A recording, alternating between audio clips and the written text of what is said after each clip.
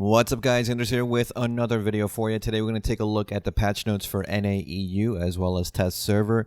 More to go over test server stuff really because the NAEU patch notes this week haven't really been that interesting. There are some major nerfs coming on test server as well, so we'll talk about that as well. And we of course have another giveaway. I already messaged the winners of last week's giveaway for the, I believe it was panda and turtle pets. Now this week we have a penguin and a red panda to give away. So if you want to have a chance to win one of those pets, follow me on Twitter at Anders Galler, subscribe to this channel, like this video, and leave a comment down below letting me know what kind of pet you want, just so if I do select you, I know what pet to give you. Now, as for the NAEU PC patch notes, let's go over the Node War revamp. Finally, we got this. It's been about maybe 3 to 4 weeks since we saw this on test server. Basically, nodes available for war have been reduced to 108, down from 154 nodes that we had before. Node tiers have been changed as well for some nodes. That means that if you placed on, say, a tier 1 node, it could maybe be a tier 2 node. I know that happened to a few people. And the cost of node materials have also increased with tiers. So what that means is if you want to do a tier 2 node, the fort is going to be more expensive than a tier 1. If you want to do a tier 4, it's going to be more expensive than a tier 2, tier 3, etc. So this is basically a change to prevent people from sniping nodes, since not many guilds were actually warring, and it's going to hopefully thrive the warring community or like guild wars into doing more node wars, hopefully. Have more fights instead of just being snipe fests where you try and get a fight and you find out that the other two guilds that placed only have a fort because they're just trying to snipe. Hopefully that will change. We'll see. Well, it's really early days right now, but that's the idea behind the change. Now, Striker, improved animation combo speed of several abilities for Striker, Awakening, I believe, and also Succession, and Guardian for Told Encounter nerf. That is the accuracy buff that they get in pre-Awakening. So this affects both Succession and Awakened Guardian. It now gives 12% accuracy buff for 10 seconds, down from 24% accuracy buff, which, let's be honest, was crazy to begin with.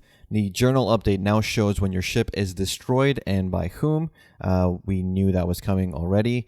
So basically, if you're killing ships, now people know that you're going to be killing their ships. Again, I think the real issue should be address the clutter of ships that we have at every single harbor. That way people don't have to actually kill those ships. That's the main reason people are killing them. Sea monster hunting. Sea crocodiles now have 40% less HP, and now a 2-player max party loot area, down from 3. We knew this change was coming as well. The 2 events that we have for April Fools is the Liar Liar event, and basically you obtain 1 faithful choice a day via the challenge tab, and you right click on that card to navigate to the NPC. So the NPC will now give you a rumor. You go to that NPC that the rumor is about, and you tell them either a truthful lie or a deceitful truth, either one.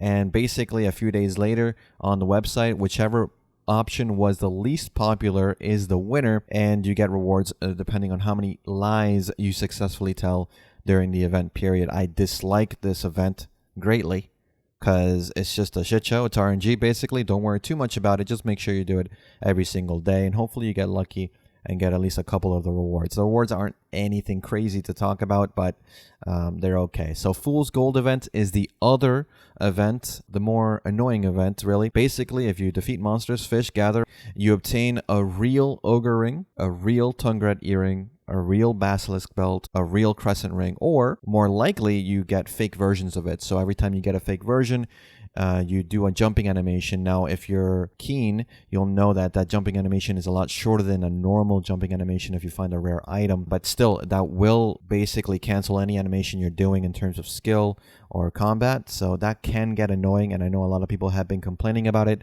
Officially, Kakao has said they can't do anything about it. So for the most part, I've gotten a lot of fake stuff, but I believe yesterday I got a tongue guard earring out of doing a poly SP grind for a couple hours. So it's possible. I've heard people getting ogre rings from fishing, so that's kind of nice. 100 mil just from fishing that.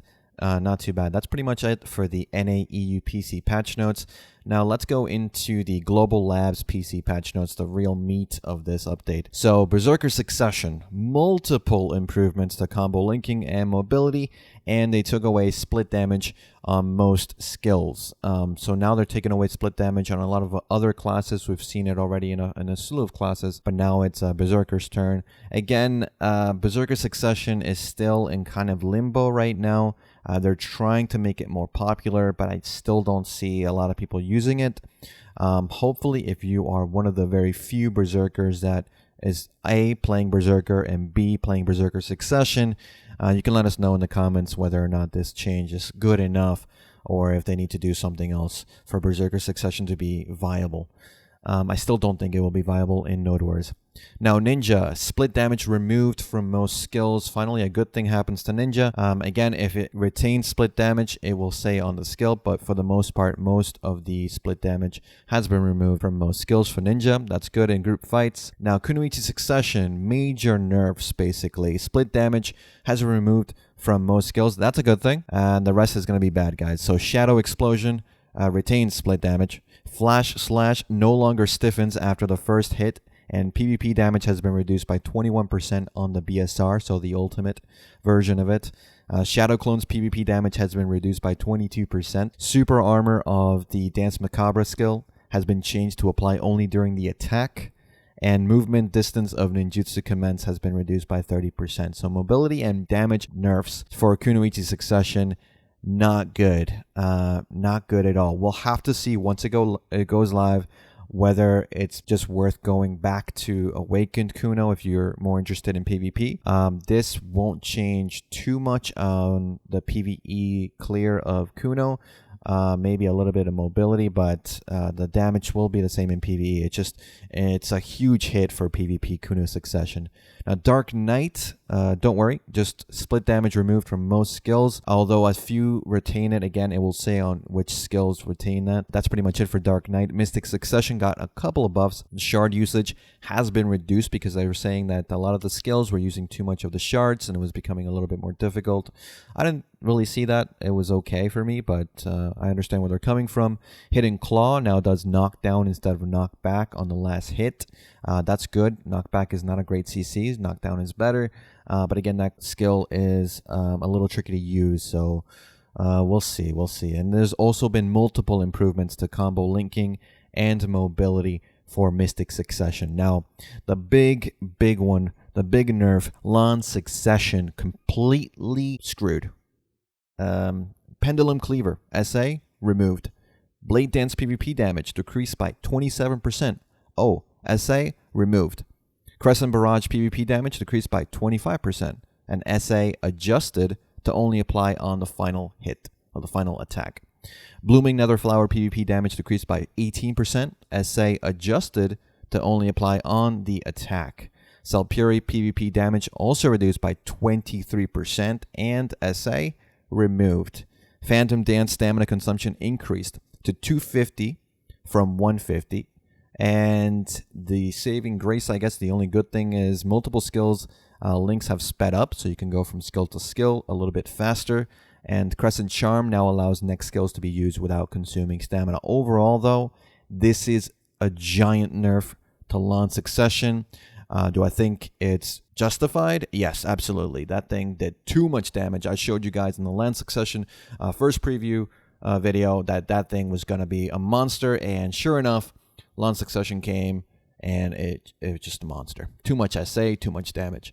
So that's what they addressed here. But again, if you just rolled into Lahn Succession, you're going to have a bad time. I'm sorry. Now, I don't have it on here, but there were Guardian Succession buffs. Basically, a slew of animation skill links becoming faster, and a couple other things that were made better for Guardian Succession. Nothing like crucial, like no more damage. The thing that Guardian Succession wanted more was just faster animations, and that's what they got. Again, Guardian continuing to see very minimal nerfs whatsoever, but mostly buffs. Until we hear about a new class, we're probably going to see that trend continue. And there's a couple of more things. I don't really want to talk about it right now because it could change by live servers. This is to do with cooking byproducts and alchemy byproducts. Basically, the way it works right now is we have a slew of byproducts that happen. One byproduct can be made, for example, you exchange it for milk. One is for CP XP, or one is for cooking XP. So now they're doing away with the different types and giving you just one type of byproduct, and you can choose what you want to do with it. You want to get XP with it. Sometimes I think it gives you XP and CP XP as well. But again, we don't know until it hits live servers whether or not that's going to be a buff or a nerf, because you'll get less of the CP XP or the less byproduct overall. We'll see, because if you can only use it for one thing, that means if you're getting milk through the byproducts of cooking, you'll have to choose between CP or milk instead of having both. We'll see what the ratios are when it hits live servers. And that's pretty much it, guys. That's all I got for you on patch notes for this week. I'm working on a couple more guides that will be coming out over the weekend, so stay tuned for that. It's a worker and node guide that I have had a lot of people, especially new players or returning players, asking me about that, so I'm just working on that, and that should be out this weekend. And as always, guys, if you like this video, please like and subscribe to the channel. Every sub counts as we continue to grow. And as always, thanks for watching, guys. Thanks for listening. I'll see you all in the next one. Take care.